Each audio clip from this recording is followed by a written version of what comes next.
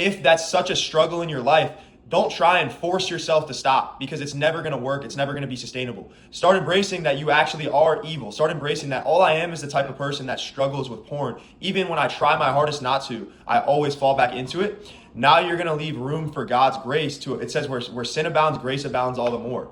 So now, God's actually using your struggle with porn to actually get you to stop relying on yourself, because all problems start from self-reliance. All sinful actions on the outside is the symptom of the deeper root problem. So God's after your heart, obviously. God doesn't want you to watch porn, but when you start to understand that porn problem is not stronger than the cross, it's not stronger than God's grace. And that's a problem that a lot of people have. They think that, porn, or they think that their struggles is more powerful than what Jesus already did on the cross. Remember what I said, Romans 6:14, sin has no dominion over us anymore. Before we were slaves to sin, but now we are slaves to righteousness. So now my next point is, you have to be able, it says 2 Corinthians 5:7, walk by faith, not by sight.